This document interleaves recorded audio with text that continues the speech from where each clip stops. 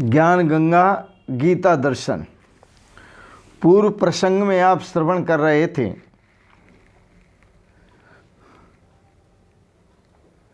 यज्ञ का जो परिणाम है वह ब्रह्म आत्मैक्य भाव है।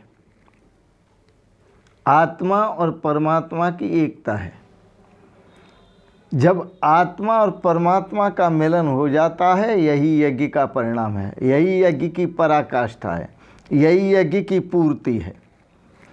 आज के प्रसंग में आप श्रवण करेंगे गीता दर्शन चतुर्थ अध्याय के 28वें श्लोक पर विचार। द्रव्यज्ञास्तपो यज्ञा योग यज्ञास्तथा परे स्वाध्याय ज्ञान यज्ञाश्च यतः संसति व्रताः। द्रव्य यज्ञ, द्रव्य यज्ञ द्रव्य के द्वारा, वस्तु पदार्थ के द्वारा महापुरुषों की सेवा करना। जैसे भगवान श्री कृष्ण का पत्रम पुष्पम फलम तोयम यो में भक्त्या प्रयच्छति, यह द्रव्य यज्ञ है। जो मेरा भक्त मुझे पत्र पुष्प फल जल जो आदि सौंपता है, अर्पित करता है, अर्पण करता है, वह मेरी द्रव्य यज्ञ से सेवा करता है। तदहम उपप्रतम अस्नामी, उसको मैं ग्रहण करता हूँ, क्योंकि वह पूर्ण श्रद्धा से करता है, पूर्ण भक्ति से करता है, पूर्ण भाव से करता है, उसको मैं ग्रहण करता हूँ। तो ये द्रव्य यज्ञ है। द्रव्य के बाद तपो यज्ञ, तप यज्ञ। तप यज्ञ इंद्रिय संयम तपः, वह अपनी इंद्रियों पर संयम रखता है, या जो भी मुझे सौंपता है वह इंद्रियों पर संयम रख कर के सौंपता है। ये भी संयम, ये तपः, तप यज्ञ, इसको थोड़ा समझें। संयम क्या है? संयम ये है कि जो कुछ मेरे पास आया है वो अज्ञात से आया है, और जो कुछ मेरी तरफ से जा रहा है वो अज्ञात में जा रहा है। आया है वो भी मेरा नहीं है, और गया है वो भी मेरा नहीं है। ये तप है, इंद्रिय संयम। कहीं अहंकार ना आ जाए कि मैंने कुछ दिया, मैंने कुछ सौंपा, मैंने कुछ अर्पित किया, ये अहंकार ना आ जाए, इसलिए सावधान। तप यज्ञ का मतलब है इंद्रिय संयम। कहीं बुद्धि में अहंकार स्थान न पा जाए कि मैंने इतना इतना दिया है। त्यागियों और रागियों के दो ही भाव होते हैं।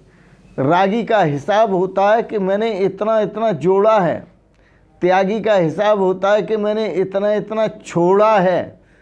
तो इसी प्रकार से जो हम द्रव्य से महापुरुषों की सेवा करते हैं, उस सेवा में अहंकार नहीं होना चाहिए, समर्पण होना चाहिए।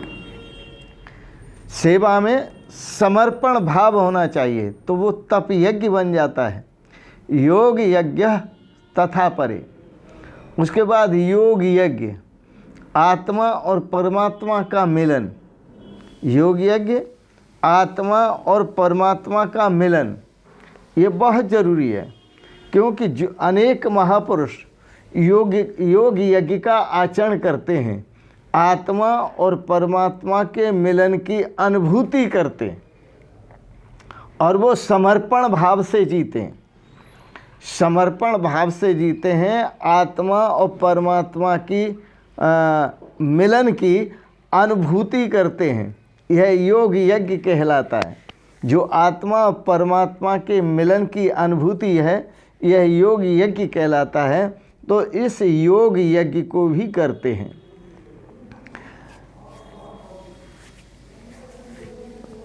दो कहाँ हैं?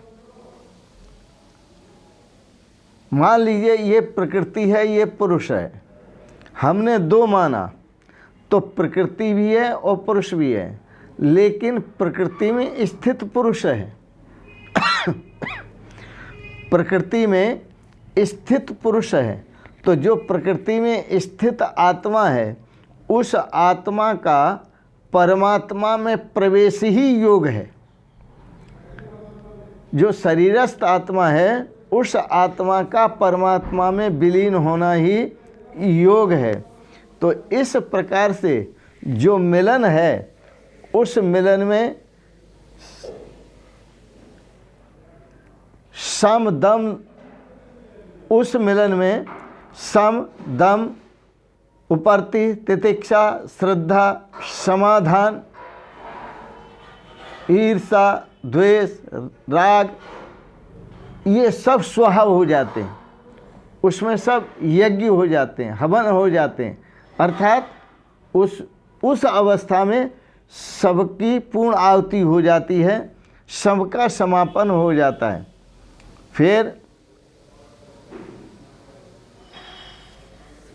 स्वाध्याय ज्ञान यज्ञाश्च, स्वाध्याय अपना अध्ययन,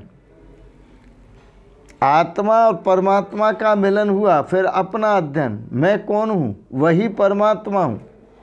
स्वाध्याय अपना अध्ययन करो। जैनियों में उनके आश्रम में एक संत पहुँचे, और जब संत पहुँचे, संत सनातनी थे, जैनियों का आश्रम था, तो जैसे दरवाजे पर पहुँचे तो उन्होंने कहा, संतों ने, मैं आज यहाँ विश्राम करना चाहता हूँ, क्या जगह मिलेगी? वहाँ के जो संत थे जैनी आश्रम के, कहने लगे, what is your original face, तुम्हारा असली चेहरा क्या है? जब तक आप इसका उत्तर नहीं देंगे तब तक आश्रम में प्रवेश नहीं मिलेगा। संत सोचने लगे, क्या उत्तर दूं? बोले, तुम्हारा असली चेहरा क्या है? संतों ने सोचा, मैं क्या बताऊं। इतने में क्या हुआ, संत को कुछ सूझा, उसने उसके मुंह पर जोर से चांटा दिया, और चांटा जब दिया तो वो संत कहने लगा, आइए महाराज, पधारिए, अंदर ठहरिए। आप नहीं समझे होंगे, इस रहस्य को समझो। जब वहाँ रात को बैठे, विश्राम किया, प्रसाद पाया, विश्राम किया, और विश्राम करते समय में आपस में सत्संग हुआ, तो सत्संग में कहते हैं जैनी संत उस सनातनी संत से, मैंने जो प्रश्न किया था उसका आपने क्या उत्तर दिया? तो सनातनी संत बोले, मैंने जो उत्तर दिया उससे आप क्या समझे? तो जैनी संत बोले, मैं ये समझा कि आपने चांटा मारकर ये कहा कि नकली चेहरे से असली चेहरे की पहचान करना चाहते हो। पहले तुम खुद इस नकली चेहरे को हटाओ, फिर मेरे असली चेहरे की पहचान करो। सनातनी संत बोले, आप ठीक समझिए। तो इसी प्रकार से स्वाध्याय करो। ये जो हम दर्पण में रोज देखते हैं, यह तो हमारा नकली चेहरा है। यदि असली चेहरा देखना हो तो ज्ञान रूपी दर्पण में देखो, और ज्ञान रूपी दर्पण में जब चेहरा देखोगे तब आपको असली चेहरा का पता चलेगा। इसलिए कहा, स्वाध्याय ज्ञान यज्ञश्च, इस नकली चेहरे को स्वाध्याय रूपी ज्ञान यज्ञ में जलाकर भस्म करो। तो स्वाध्याय ज्ञान यज्ञ, स्वयं का अध्ययन करना, जिससे स्वरूप की उपलब्धि होती है, स्वरूप की उपलब्धि होती है, अपना जो असली स्वरूप है उसकी उपलब्धि होती है। तो स्वाध्याय ज्ञान यज्ञश्च, इसको स्वाध्याय ज्ञान यज्ञ कहते हैं, जिसमें परिणाम निकलता है साक्षात्कार का, परमात्मा के साक्षात्कार का। तो परमात्मा के साक्षात्कार के लिए स्वाध्याय ज्ञान यज्ञ अति आवश्यक है, सभी यज्ञों के साथ। तो आज के प्रसंग में इतना ही।